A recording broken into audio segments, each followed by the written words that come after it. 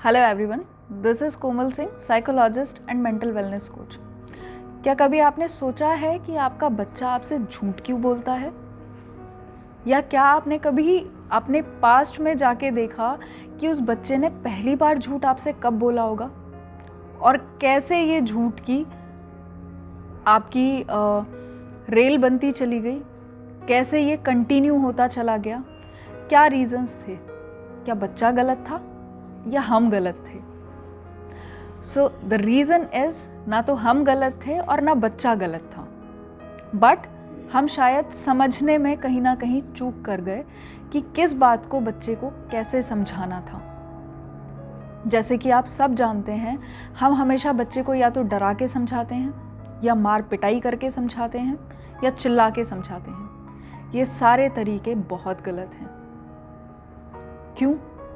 क्योंकि उससे सिर्फ बच्चा डरेगा, समझ तो नहीं आएगा उसको कि उसको और क्या करना चाहिए था। कोई ऑप्शन तो उसको दिखाई नहीं देगा।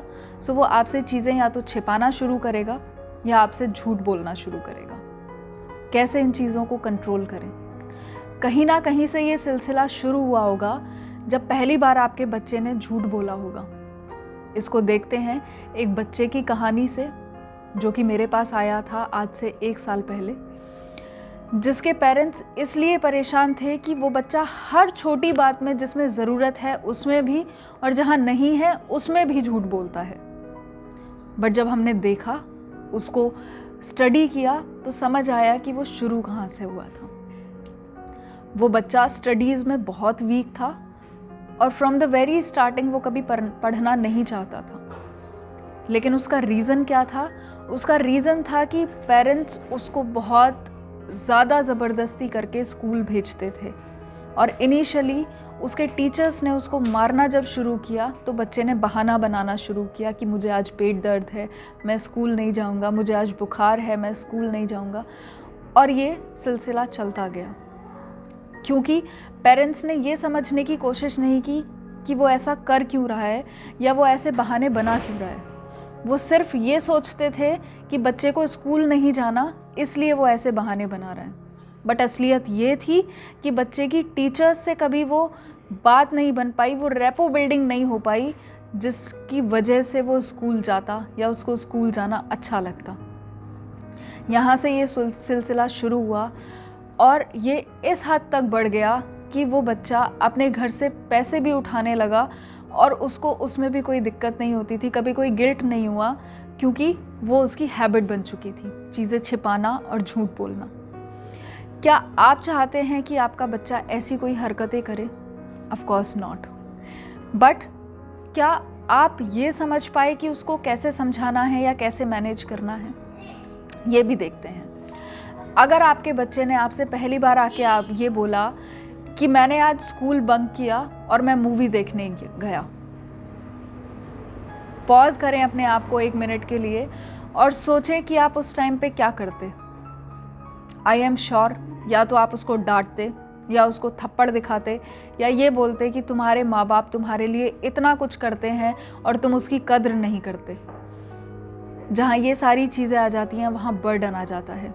सो अपने बच्चे के ऊपर बर्डन ना डाल के उससे पूछें कि ऐसा करने का रीज़न क्या था, और उसको बहुत आराम से समझाएं कि आप अगर ये कर भी रहे हैं 1-2 बार तो इट्स ओके, लेकिन उसको ज़्यादा टाइम नहीं करें।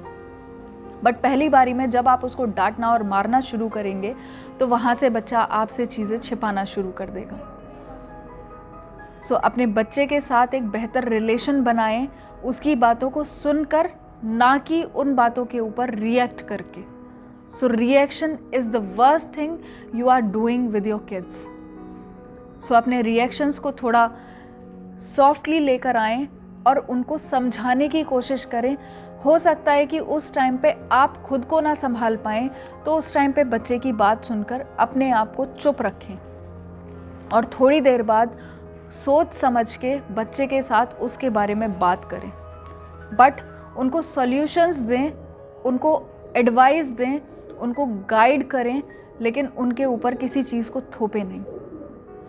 सो जहाँ पे ये बर्डन आ जाता है उनके ऊपर कि हमारे पेरेंट्स की वजह से हमें ऐसा करना पड़ेगा, तो चीज़ें हमेशा वर्सन होती हैं। आई होप मैं आपको ये बहुत सिंपल लैंग्वेज में समझा पाई हूँ कि कैसे आप अपने बच्चों के साथ अपने रिलेशंस को बेहतर करें और कैसे आप उनको समझने की कोशिश करें, क्योंकि वो भी एक अलग इंडिविजुअल है।